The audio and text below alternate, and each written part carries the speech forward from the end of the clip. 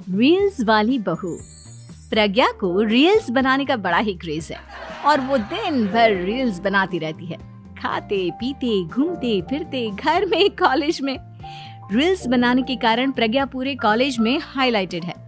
जहां उसकी रील्स सभी को पसंद आते हैं, वहीं मनीषा चिंता में डूबी रहती है। एक रोज जब खाते हुए प्रज्ञा रील्स बना रही होती है, तब मनीषा कहती है, 1 मिनट भी चैन नहीं है इस लड़की को। ये नहीं कि खाना तो आराम से खा ले, लेकिन नहीं, अरे थोड़ी देर रील्स नहीं बनाओगी तो आसमान नहीं टूट पड़ेगा। अरे मम्मी, इसी को तो कहते हैं डिटर्मिनेशन। तुम नहीं समझोगी ये सब। भगवान, इस लड़की को सद्बुद्धि दे।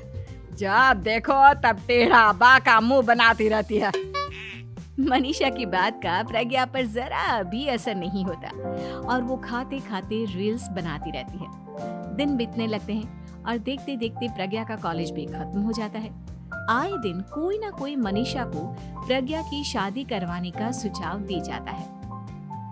सब ठीक ही कहते हैं, प्रज्ञा की शादी कर देनी चाहिए। अपने घर के काम काज में व्यस्त हो जाएगी तो खुद ही ये रील्स और नाच गाना बंद हो जाएगा।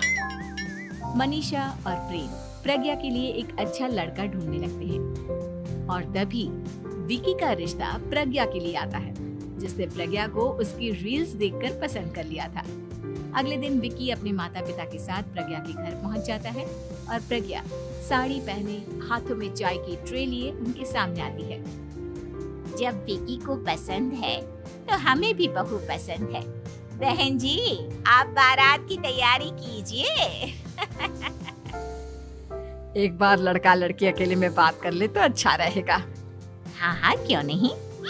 मनीषा विकी को प्रज्ञा के कमरे में भेजती है, जहां प्रज्ञा पहले से ही रील्स बना रही होती है। तभी विकी कहता है, आ गए आपके साजन जी। हमारे साथ ये रील्स कंप्लीट करती तो और भी अच्छा रहता।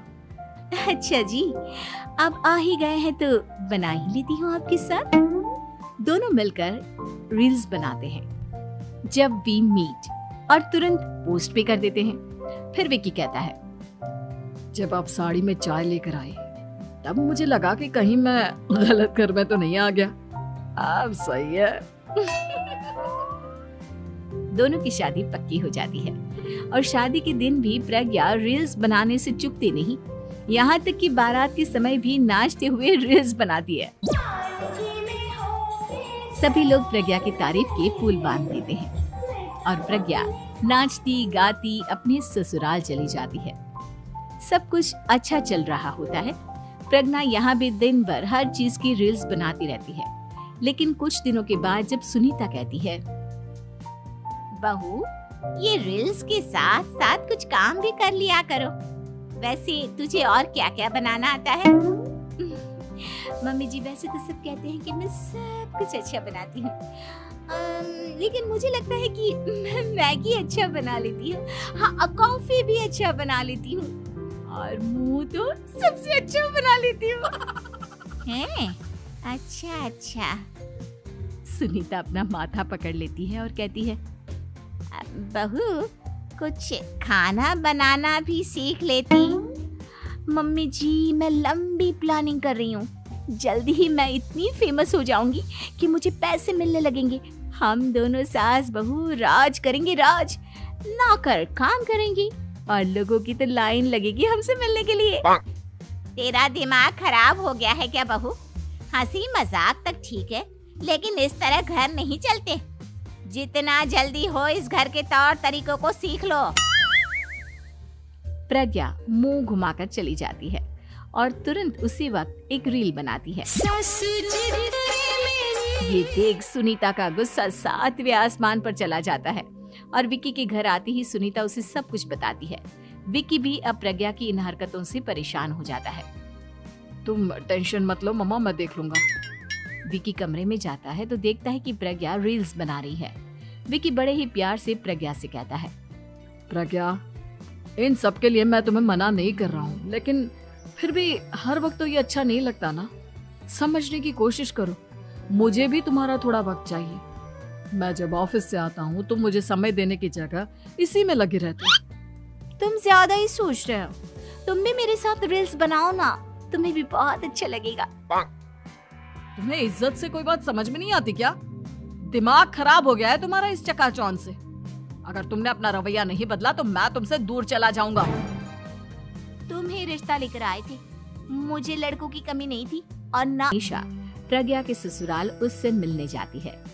तब सुनीता उससे कहती है, बहन जी, अब आई हैं तो कुछ दिन यहाँ रहकर जाइएगा, आप ही का घर है। हाँ मम्मी, बहुत दिन हो गए तुम्हारे साथ एक भी रील नहीं बनाई मैंने। प्रज्ञा तुरंत अपने फोन में रील्स ऑन कर लेती है। ये सब मुझसे नहीं होता। तेरा ये भूत अभी तक नहीं उतरा क्या? बहन जी, आप कुछ कहती नहीं क्या इसे? जब आप ही कुछ नहीं कर पाई तो मैं कर ही क्या सकती हूँ। सास तो वैसी ही बदनाम है। शाम को घर की लाइट चली जाती है और मनीषा प्रज्ञा से कहती है, मेरे घुटनों में बहुत दर्द हो रहा है, तू लाइट का कुछ इंतजाम करना बेटा। अच्छा, कैंडल जला देती हूँ मम्मा। प्रज्ञा गाते हुए कैंडल जलाती है और खिड़की के पर्दे के पास रख देती है। मनीषा, जिसे बहुत दर्द हो रहा है, वो सो जाती है और प्रज्ञा हमेशा की तरह अपने रील्स में लग जाती है। उधर कैंडल की वजह से पर्दा आग पकड़ लेता है और मनीषा के कमरे में आग लग जाती है। बचाओ, कोई है, बचाओ। सभी भागते हैं और विकी कमरे की आग बुझाने में लग जाता है, लेकिन तब तक मनीषा आधी जल चुकी थी। मनीषा की हालत देख प्रज्ञा रोने लगती है। विकी मनीषा को तुरंत हॉस्पिटल ले जाता है और उसे एडमिट कराता है। विकी प्रज्ञा से कहता है, देख लिया ना, तुम्हारे इस नाच गाने की वजह से आज तुम्हारी माँ की जान जाते जाते रह गई। अब पता नहीं तुम और क्या चाहती हो। उधर डॉक्टर कहते हैं, इनकी हालत बहुत नाजुक है, आधे से ज्यादा जल चुकी है। प्रज्ञा रोती हुई मंदिर में जाती है और भगवान के आगे जाकर कहती है, भगवान, मेरी माँ को ठीक कर दो। मैं कसम खाती हूँ, हाथ से ये रील्स बनाना छोड़ दूंगी। बस मुझे मेरी माँ वापस मिल जाए। 2 दिन बीत जाते हैं और मनीषा खतरे से बाहर आ जाती है। पेशेंट अब ठीक है, आप लोग उनसे मिल सकते हो। सब कोई मनीषा से मिलता है और प्रज्ञा सबके सामने अपना फोन तोड़ देती है। मुझे माफ कर दो मम्मा, मैंने तुम लोगों की बातों को नजरअंदाज किया। बेटा, कोई भी चीज जरूरत से ज्यादा खराब है। मैंने तुम्हें रील्स बनाने से कभी मना नहीं किया, लेकिन हर वक्त एक ही चीज तो सही नहीं है। मैं समझ गई हूँ मम्मा, आई एम सॉरी। प्रज्ञा उस दिन से रील्स बनाना छोड़ देती है और पूरी तरह से अपने घर में लग जाती है।